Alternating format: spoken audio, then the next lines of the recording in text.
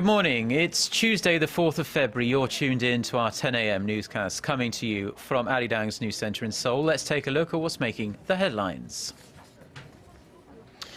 The two Koreas agreed to discuss resuming reunions for families separated since the Korean War on Wednesday. Seoul wants the family meetings before its annual military drills with Washington at the end of the month, but Pyongyang may think otherwise. The U.S. Treasury Secretary warns Congress it needs to move right away to increase the debt limit to avoid a default by the end of the month. Plus, prosecutors are seeking a 20-year prison term for far-left Unified Progressive Party lawmaker Seokki, who stands accused of plotting to overthrow the government. Let's start with the extremely welcome news for thousands of elderly Koreans on either side of the Korean border. After exchanging messages back and forth on Monday, the two Koreas have agreed to meet on Wednesday to discuss arranging inter-Korean family reunions later this month. Our Hwang Sang-hee starts us off. Breaking its week-long silence, North Korea proposed on Monday morning that the two Koreas meet for Red Cross talks on either Wednesday or Thursday to discuss resuming the long-suspended reunions for families divided by the Korean War. Shortly after, South Korea accepted the proposal, calling for talks on Wednesday at the truce village of Panmunjom. At the meeting, the two sides will decide when and where the reunions will take place. South Korea had previously proposed holding the event from February 17th to the 22nd at North Korea's Mount Kimgang Resort. But since it takes roughly 2 weeks to prepare for such an event, the Koreas are up against the clock. Nonetheless, Seoul's unification ministry prefers sooner rather than later. The exact date must be discussed with North Korea, the working-level talks, but the South Korean government will try to have the family reunions held as soon as possible, considering the urgency of the matter. The upcoming joint military exercises between South Korea and the United States, scheduled to begin late this month, could also push back the reunions. Seoul and Washington say the annual drills, involving thousands of troops, are purely defensive in nature, but Pyongyang views them as a war game. Experts say the North could make a counter-proposal on the reunion dates that would have the event taking place after the Key Resolve and Full Eagle exercises, which end in April, or even walk away. They always can say they were nice, we wanted family reunions, we wanted better relations, but the South Koreans, as usual, again showed their aggressive nature. South Korea had earlier said that the reunion dates could be changed upon North Korea's request if it was for justifiable reasons.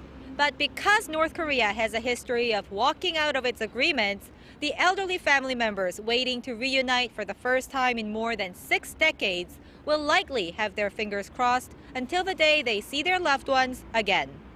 Hwang Sang-hee, ARIRANG News. U.S. Secretary of State John Kerry is expected to visit Seoul later this month, with North Korea likely to be high on his agenda. The South Korean government is also pushing to use this opportunity to have President Barack Obama pay a visit as well. Kim Ji-yeon reports. U.S. Secretary of State John Kerry is reportedly planning a visit to South Korea later this month to discuss security issues on the Korean peninsula and ways to deal with potential provocations from North Korea. At a security forum in Munich on Saturday, Kerry announced his plans to visit China in 2 weeks to work on the North Korean issue. South Korean government sources say the U.S. top diplomat is likely to pay a visit to Seoul before or after his trip to Beijing. That would put Kerry in Seoul sometime during the 3rd week of this month, right before the joint South Korea-U.S. Key Resolve military exercises are scheduled to start in Korea. Could his trip be followed up by a visit from U.S. President Barack Obama a couple months later? Citing U.S. and Japanese officials, the Yomiuri Shimbun reports that President Obama will be making stops in Japan, the Philippines, and Malaysia during a tour of the region in April. He is reportedly considering a visit to Seoul as well. Obama and Japanese Prime Minister Shinzo Abe are expected to discuss a wide range of issues, including the Trans-Pacific Partnership, the territorial disputes with China and Japan, and the denuclearization of North Korea. President Obama had to cancel his trip to Southeast Asia in October due to the federal shutdown in the United States. Kim Ji-yeon, ARIRANG News. President Park Geun-hye has nominated First Vice Foreign Minister Kim Kyu-hyun as head of the recently revived National Security Council Secretariat. Kim, a veteran diplomat, has served as a deputy chief mission to the United States and the Deputy Foreign Minister. The Presidential Office of Chung Wha-dae says his leadership, as well as his negotiation and crisis management skills, were the main reasons behind the President's decision. The NSC Secretariat was shut down by the Lee Myung-bak administration back in 2008. President Park ordered that it be re-established back in December last year in consideration of the growing threats from North Korea and the escalating tensions in Northeast Asia. The U.S. state of Virginia has taken another step towards ensuring students learn about the Korean name East Sea, as well as the Japanese name Sea of Japan, for the body of water between the two countries. The Virginia House Education Committee passed a bill which requires school texts in the state to use both names, and this was by a majority of 18-3 on Monday. The bill will head to the full House on Thursday, where it is widely expected to also win approval. A similar bill has already passed the state Senate. Korea argues the Japanese name for the sea reflects Japan's imperialistic aggressions. Despite Tokyo's campaign to block the bill's passing, Seoul-based Yonhap News reports Virginia State Governor Terry McAuliffe has said that he intends to sign the bill once it passes the full assembly. Over now to the extremely high-profile treason trial here in South Korea. Prosecutors have sought a 20-year prison term for far-left lawmaker Lee Seokki, who is accused of plotting to overthrow the South Korean government. Our Park Ji-won reports. At the Suwon District Court on Monday, prosecutors requested a 20-year prison term for left-wing lawmaker Lee Seokki, who stands accused of conspiring to stage a revolt in the event of an inner Korean war. Prosecutors also demanded that the 52-year-old lawmaker be stripped of his voting rights and be restricted from holding public office for 10 years after his release from prison. Prosecutors say the severe punishment befits the crime, as Lee had previously been arrested and prosecuted for a similar offense back in 2002. They added that Lee has shown no remorse for his actions and that he attempted to destroy the basic democratic order of South Korea in violation of constitutional law. Lee is currently standing trial on charges of leading a pro-North Korea group called the Revolutionary Organization.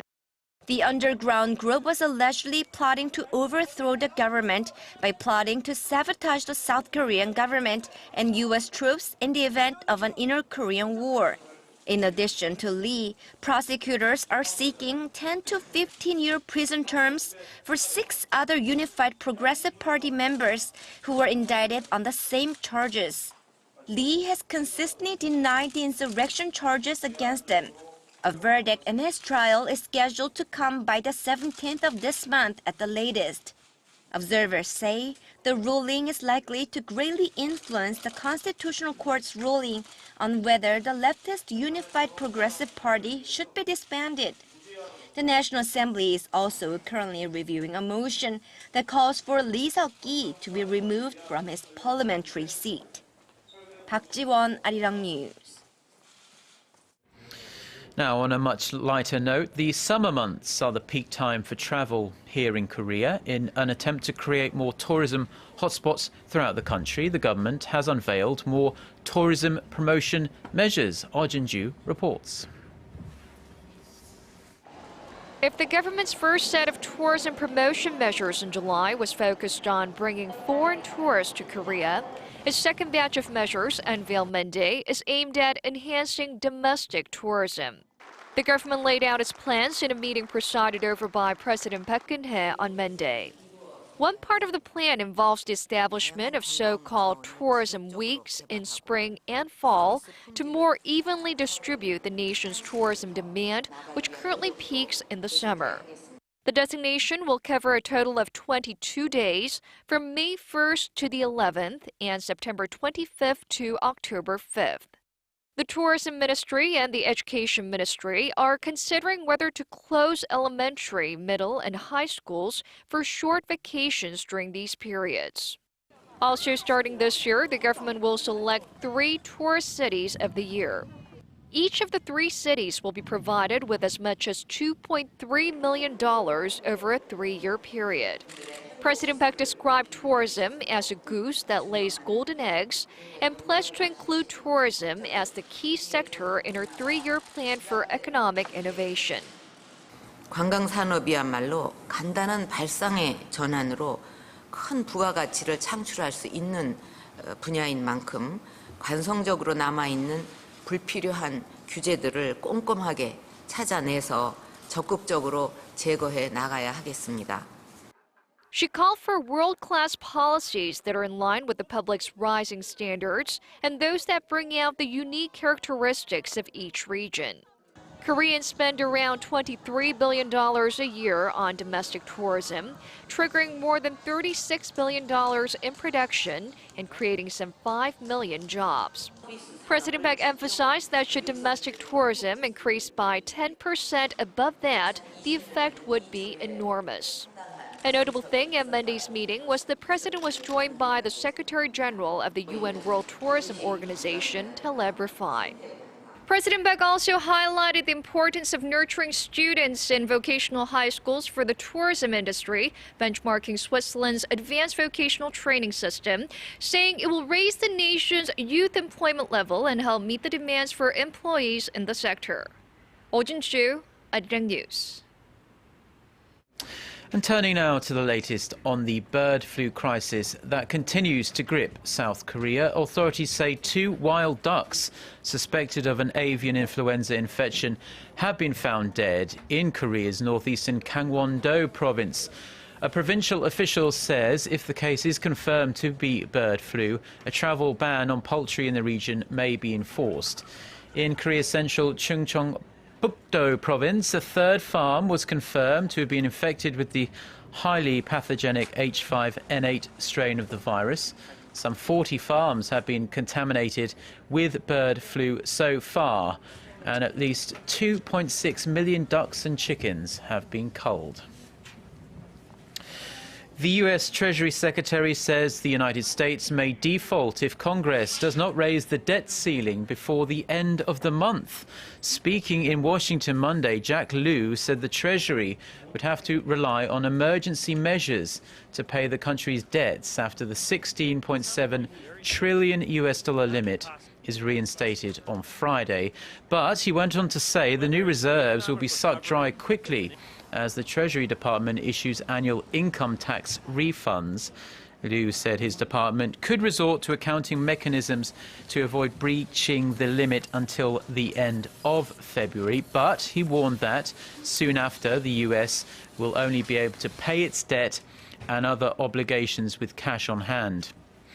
Also on Monday, Janet Yellen was sworn in as the first chairwoman of the US Federal Reserve. She will deliver her first testimony to House and Senate committees next week. Now it might be time to buckle up as Asian markets, including Korea's benchmark Kospi, are bracing for heavy losses after stocks on Wall Street slid more than 2% on Monday, the biggest fall since June last year, as worries over US and global growth continue to mount. The Dow Jones Industrial Average tumbled 326 points, or 2.1%, to 15,372. The S&P 500 and the Nasdaq slumped 2.3 and 2.6% respectively. Investors fled from riskier assets after data showed new order growth in the U.S. manufacturing sector in January plunged by the most in 33 years, while spending on new construction projects barely rose from December. And it has affected Korean stocks. Korea's benchmark Kospi opened Tuesday down 23 points or 1.2% at 1,896. The United States and the European Union are in preliminary discussions on possible financial aid to Ukraine after a new government is formed in the crisis-hit country. While Washington is officially playing its cards close to its chest, senior officials on both sides of the Atlantic are said to be in close contact with members of the government and the opposition in Ukraine and want to get something sorted while Russian President Vladimir Putin is preoccupied by the Sochi Winter Olympics.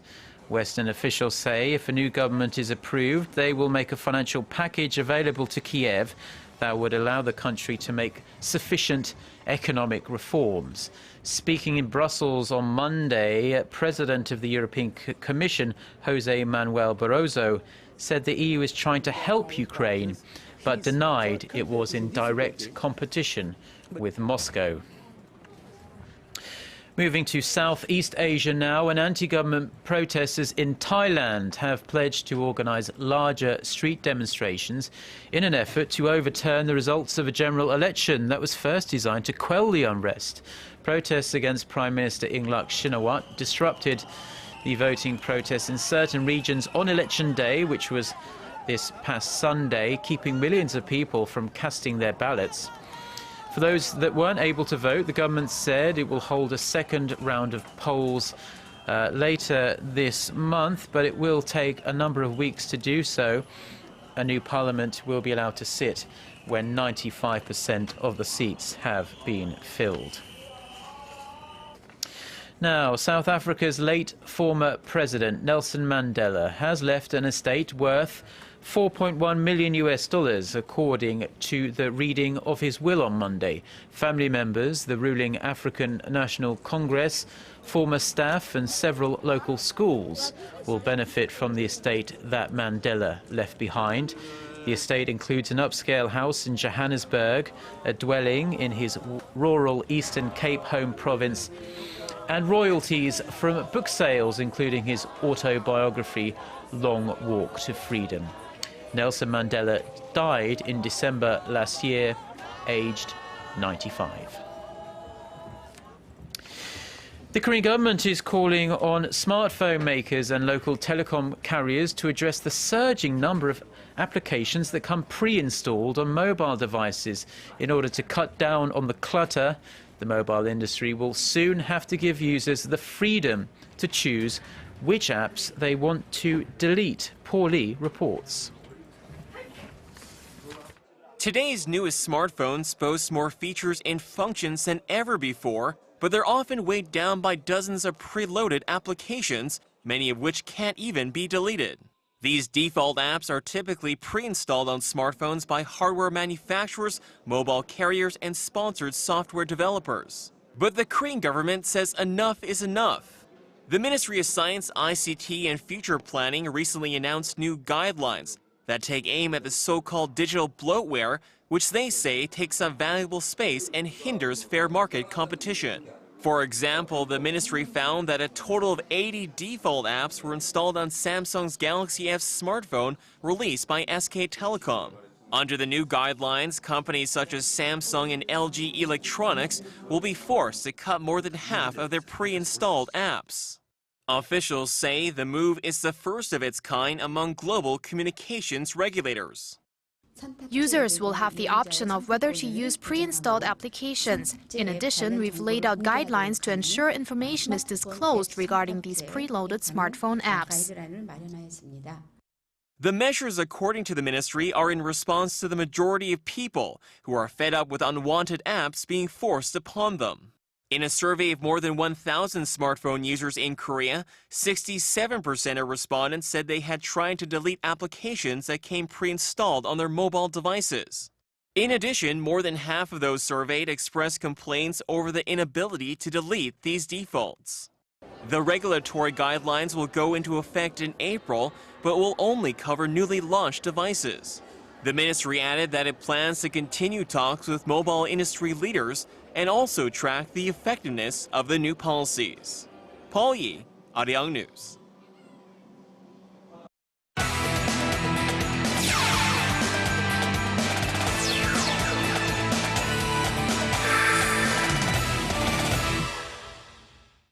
And a good Tuesday morning to you all as we kick things off with Super Bowl 48, which took place at MetLife Stadium in New Jersey. Now, the temperatures were a lot warmer than people thought it would be, but the final score shocked fans more than anything. That it became one of the most lopsided Super Bowl victory in NFL history. The Seattle Seahawks scored against the Denver Broncos in every way possible as they claimed their first Super Bowl title with a 43-8 victory. Not only was it their first title, it was also the first time such score came out in the Super Bowl, as Seattle's Malcolm Smith became the third linebacker to win the Super Bowl MVP after intercepting Peyton Manning for a 69-yard touchdown and a fumble recovery. Now, back in the States, Super Bowl Sundays usually call for parties amongst friends and families, but a lot of people also bet on the games as well. But the big question after Sunday is, did Floyd Mayweather bet over $10 million on the Denver Broncos? Well, according to several Las Vegas bookies, the undefeated boxer allegedly placed $10.4 million on the Denver Broncos to win the Super Bowl. Although some of Mayweather's acquaintances claim that the rumors are untrue, the boxer is known to be a big money gambler. Now, nicknamed Money Mayweather, he topped Forbes' list of highest paid athletes in 2012 and Sports Illustrated's earning list in 2013.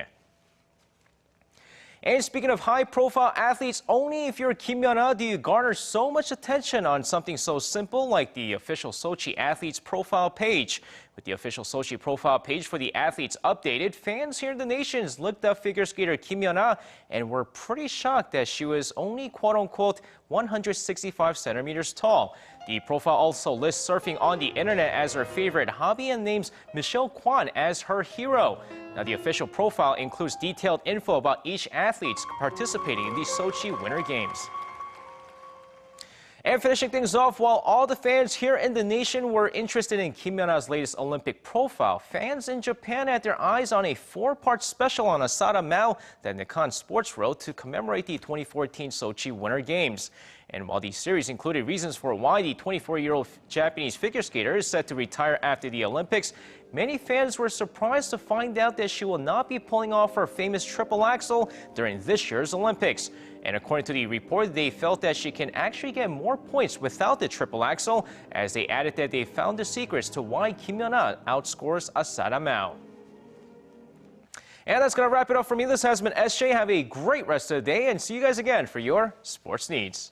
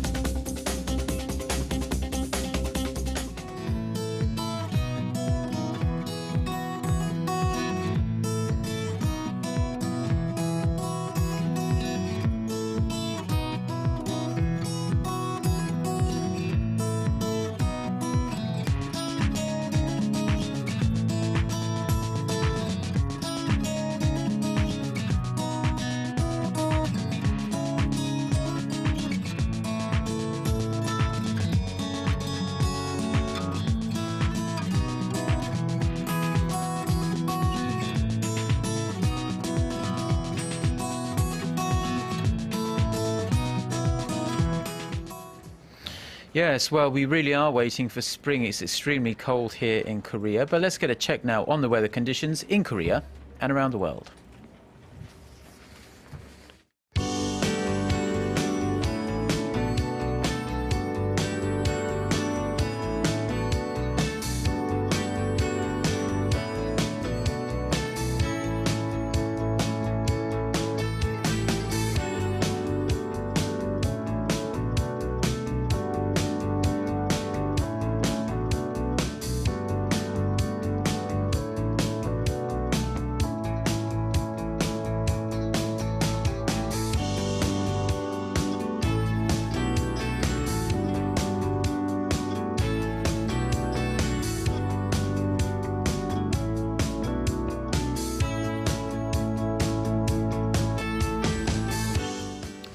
And that's all for now. Thanks ever so much for joining us. We'll be back for another newscast at noon Korea time. But in the meantime, you can always catch up with what's been happening on our website, which can be found at arirang.co.kr/news.